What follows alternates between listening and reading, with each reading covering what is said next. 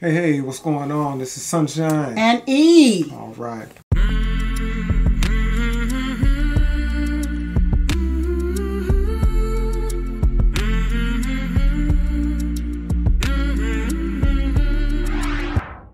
Hey YouTube, we are back. We're back for some more reaction soundtrack videos. Yeah.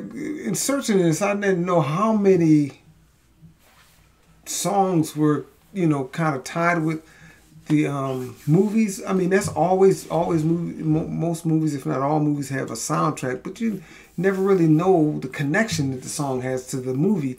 And some of them, you hear the song and you go, "Oh yeah, that was in that movie."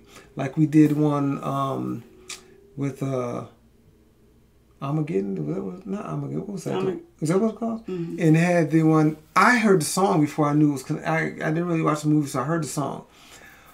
And that's kind of with this one. When you hear this song, you automatically think of this movie. For me, now other people might be different.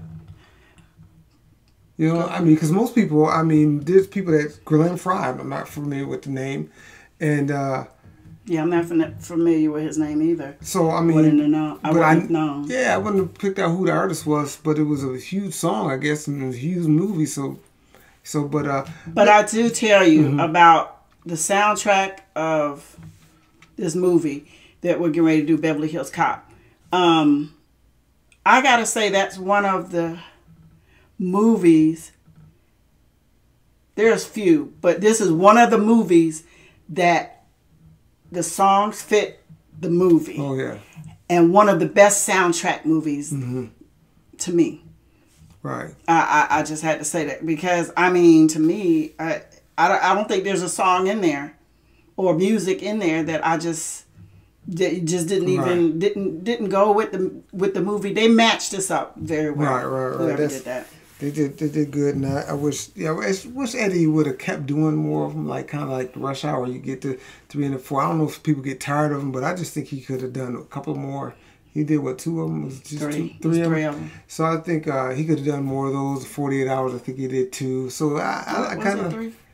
I'm not sure. Y'all let us know about it. I think it was 3. Okay. So maybe it might have been 2. But I think this is the first one. I think.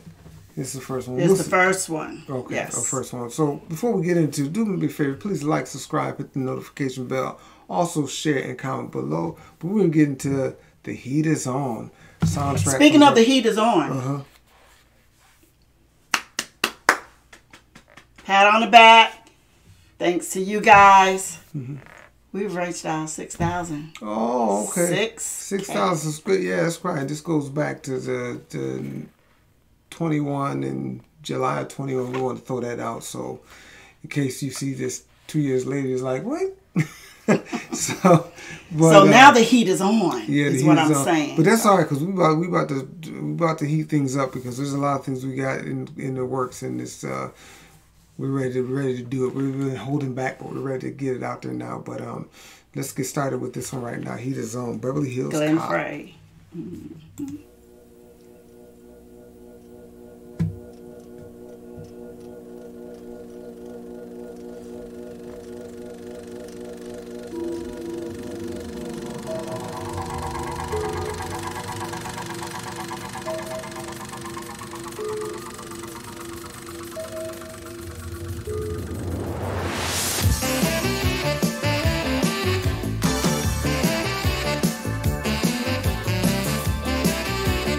Please. The heat is on the street.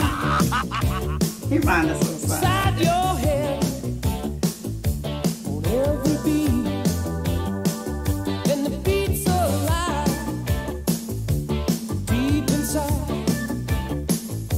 The pressure's high, just to stay alive. 'Cause the heat is on.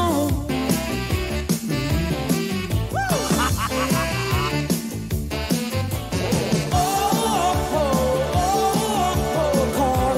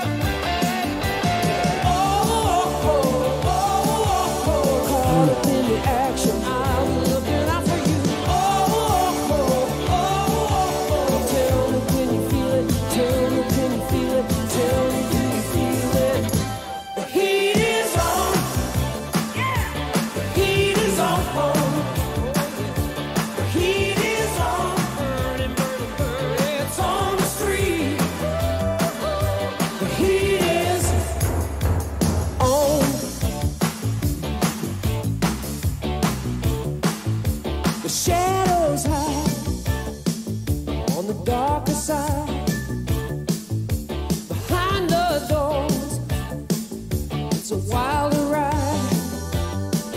You can make or break, you can win or lose.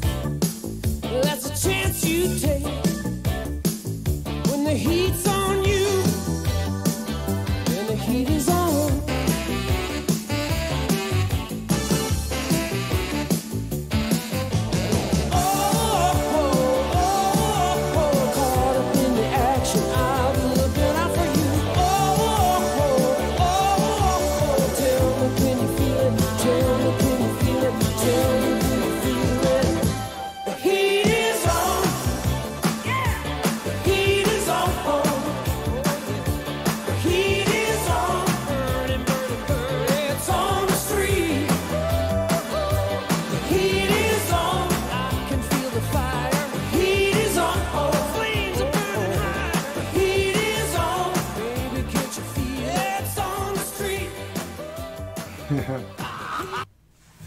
Oh, okay. Yes, one of my favorite movies. Yeah. First off, I'm gonna correct. I think I looked real quick and said, I think I said Frey. I think it's Frey. It's Frey. Yeah. Okay. But yeah, excellent movie. Yeah, it takes me back when I listened to that. But is this the movie? Chris Rock was early in his career. Is one of his movies where he's parking the valley. Maybe that's two.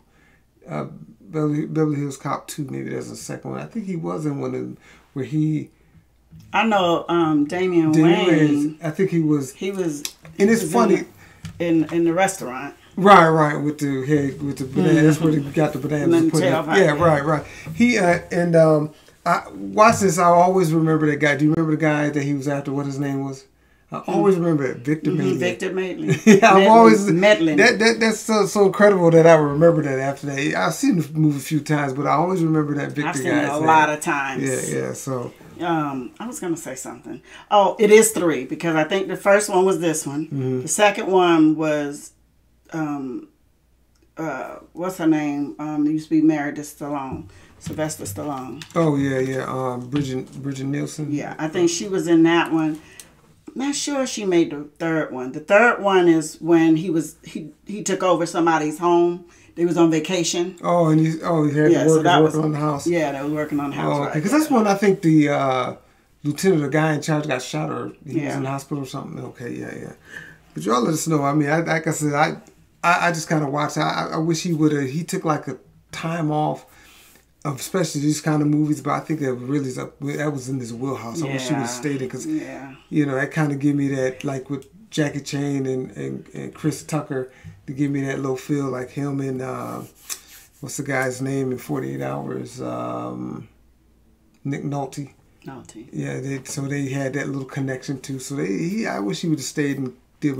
But you go back, even Bill Cosby and Sidney Poitier used to do good stuff together. I wish they would have. They didn't do as much as I thought. So that's how it is. Things happen, business. But I think because even Eddie, he really took time off. Yeah. I think at one point because he settled down and have a family or whatever, and then he didn't get into his language, his type of language that he cut back in that. Oh, okay. The type of So then when he came back with Nutty Professor, some people it was all right.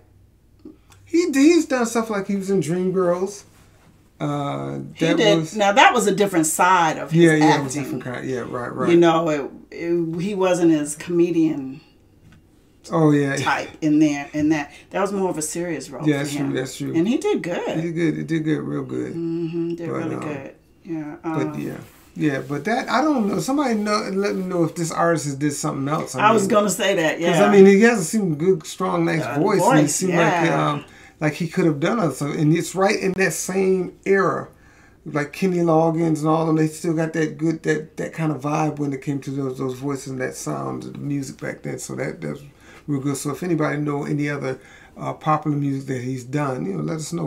We'll react to that. But I really, he had a good voice and excellent soundtrack. And like you said, as soon as you hear that music, you think of this movie. So I mean, it's all good. So that whole entire soundtrack. Yeah, because there was another one we were gonna do, but I forgot the song. But and they had the Pointer Sisters did music on this on this soundtrack movie. Wow. So I mean the whole entire.